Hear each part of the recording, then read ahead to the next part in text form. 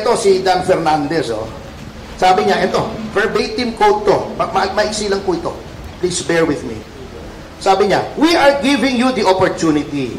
The fastest way. He was addressing my client. Here kasi in aid of legislation kami. But of course, certain lawyers, no, law firm. Siyempre gusto nila mahabang proseso sa korte, di ba? You know that. Because ano yan, may bayad ng lawyers di ba? I want to give Miss Cassandra Lee this Republic Act 6981 para for her to contemplate while she is in our custody. Kasi, basahin mo mabuti ito. We are helping you. Huwag kang maniwala sa lawyer mo. I mean, let's face it. They want to prolong your cases. Why? Of course, we know that. Kaya si Atty. Topacio, alam mo naman si Atty. Topacio. So now, it's our time to get even. Can you imagine using the legislative bully pulpit to get even? Pahabain niya ng kaso para makuha niya lahat ng pera mo. That's why I challenged him and I challenge him again. Dan, huwag kang magtago dyan sa likod ng parliamentary privilege. Ulitin mo yung sinabi mo rito. Ulitin mo sa harapan ko. Tignan natin kung ano mangyayari. Ito wag Ayaw magsalita pag nasa labas. Nagtatago doon sa privilege niya. I challenge him again. Dan, harapan. Sige, sabihin mo sa harap ko yan. Huwag ka namang matakot sa akin. Ang liit-liit ko. May problema pa yung tuhod ko.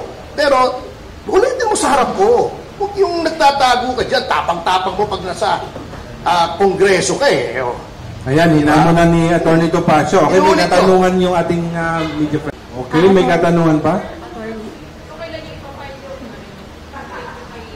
It's on its way. Ito ay, kasi kailangan ito, padalan pa yung tanggapan ni Congressman Fernandez bago i-file sa Ethics Committee. But pinirmahan ko na to, nanotaryohan ko na, pinapasok ko yung in-house notary namin ng alas 8 ng umaga para pag pinirmahan ko, masumpaan ko, and then, he is the one on his way, Attorney Rafael Antonio Andrada, will be the one to file this. Hindi naman po kailangan personal ako mag-file. For today, yes. It will be filed today. Kasi alam nyo, I just want to show some members of Congress that you cannot abuse your rights and privileges without encountering pushback. Ito ikwento ko lang. Ngayon, umpisahan nila yung TRICOM hearing on guidelines daw on fake news. Kasi, eto, get this.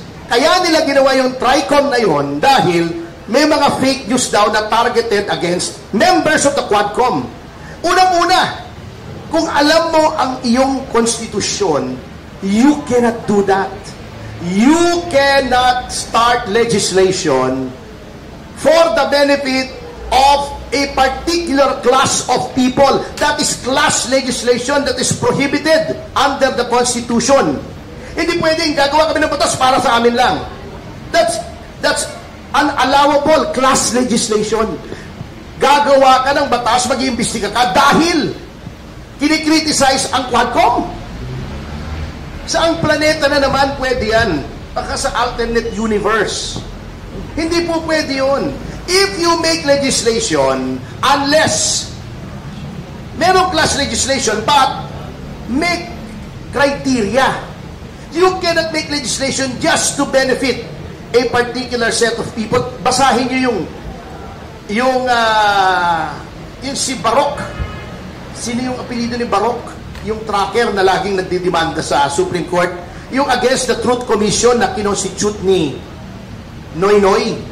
Sinabi niya to investigate the abuses during the Arroyo administration. You cannot do that. That is class legislation, and that law was struck down by the Supreme Court.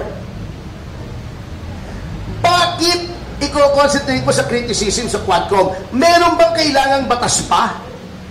Meron na po tayong, we have the strictest libel law in the entire globe.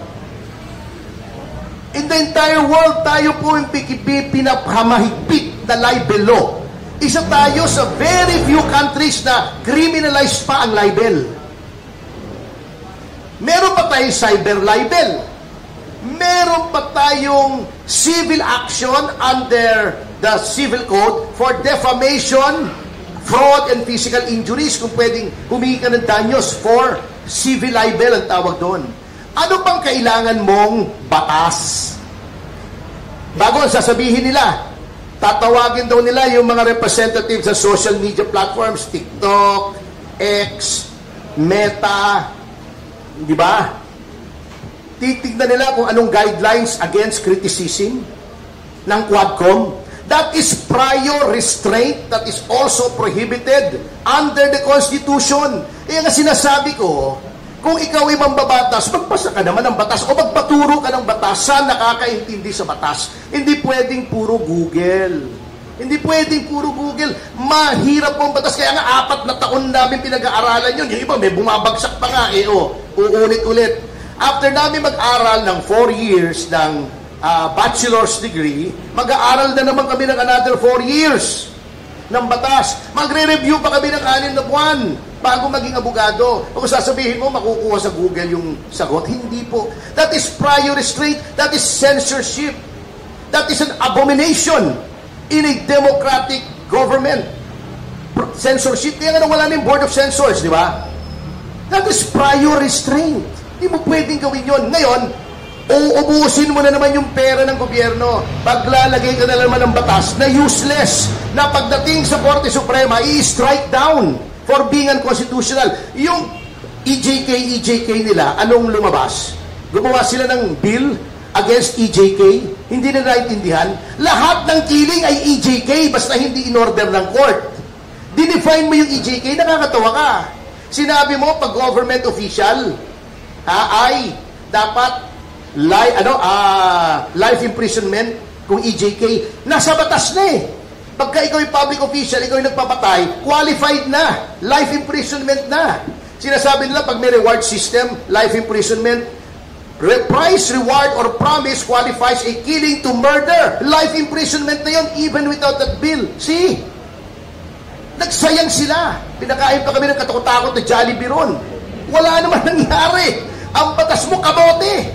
Kakatawa yung batas na yun. Bisahin nyo. There is nothing in that bill, hindi pa pala batas, there's nothing in that bill that does not already exist in our system of laws. Wala. Kasi nga, sa Google nag-aral ng batas. Hindi pwede yung nagte-text, yung communicate, katulad ng ginagawa nila kay Grijaldo. Because you're polluting the witness. You should not do that. Talagang brazen eh. You know why? Because the present leadership of the House has cultivated a culture of impunity. Lahat pwede na. Siguro para malito rin sa I'm sure na-brief na ninyo eh. Nililito. Ginugulo eh. Bago magagalit ka, pagka sinasabihan ng abogado na wag sumagot, karapatan po yun eh. Are you arguing against a constitutional right? Di mag-constitutional convention ka o constitutional commission o whatever, di ba? At tanggalin mo yung provisions of Bill of Rights ng right to counsel sa legislative inquiries. Tapos, but as long as that provision is standing there, every lawyer should defend that provision. Lawyer po ni Cassie Ols, Attorney Topacio, filed an ethics complaint against for conduct unbecoming and violations daw po sa rights of witnesses as example. Yung mga improper remarks niyo po against Attorney Topacio. Well, karapatan po niya yan. Pabigyan po natin at ihir naman po dito sa Kongreso. Pero kayo, sir, pinaninindigan nyo na. Like, kasi bakit kaya kayo lang yung nag-file ng complaint eh, may iba rin naman mga co-chair? Well, I don't want to comment muna, no? Hindi ko naman nababasa yung complaint niya, no? Meron din lang na natinig yan. So, tinan muna natin. Wala namang problema dyan, di-harapin natin. But you stand by your wala kang ginawang violation. Kung may violation tayo, di ipagbisa siya ng comment. Ano kasi po yun? Di ba, harapin natin lahat yan. Diba? Okay? Alright, thank you.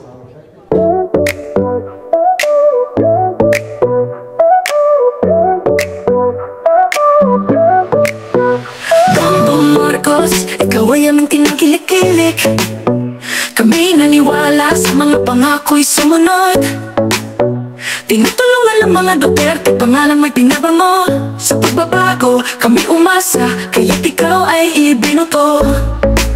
Pero ngayon tila kami naguguluhan, mga isyu na binitawan parang ngayon ay totoo na. Binabato ang pamilya mo, yan ang bintang ng kalaban. Nasa gobyerno parang lahat sila may agenda. Halata na, bongbong gising na, hindi ito ang pagbabago. Bakit parang pinatunayan mo ang mga bintang na yun? Ang mga leader mo may pansariling kapakinabangan. Bakit parang hindi pinapansin ang bayan? Gising ka BPM, ayusin ang gobyerno. Ibalik ang tiwala at patuloy na pagulat sa bayan. Romualdez, pinsan mo, House Speaker ngayon. Parang siya na ang Pangulo, hindi mo na alam. Namimigay ng ayuda, trabaho'y wala sa sistema. Bakit ba hindi mo na nakikita ang mga problema? Huwag mong gawin palusot na lahat ay di mo alam. Masyado nang malinaw ang nangyayari sa iyong harapan. Kami umaasa sa'yo bilang bagong leader ng bansa. Kailangan mo kaming patunayan na hindi katulad ng nakaraan. Bongbong gising na, hindi ito ang pagbabago. Bakit parang pinatunayan mo ang mga bintang na yun? Ang mga leader mo may pansariling kapakinabangan. Bakit parang hindi pinapansin ang bayan? Gising ka BPM, ayusin ang gobyerno. Ibalik ang tiwala at patuloy na pagulat sa bayan. Sa mga Pilipino, hindi na kami magpapaluko.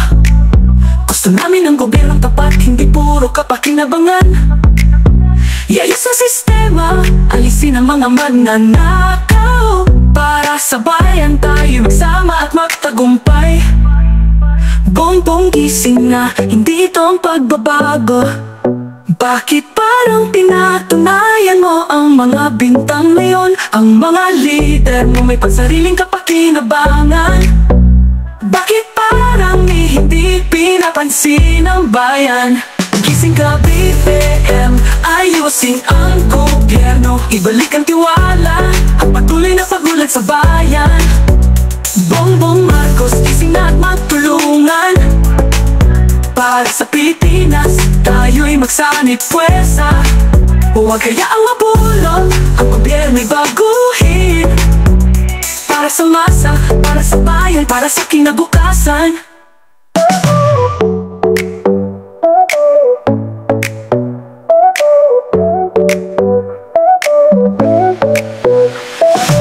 Source ng pagpasok eh. Pero marami pa rin nahuhuli. Your Honor, Mr. Chair, actually the interceptions of the Bureau of Customs mostly come now from the airports, Clark Airport and the Subic, the Clark Airport and the Manila International, Manila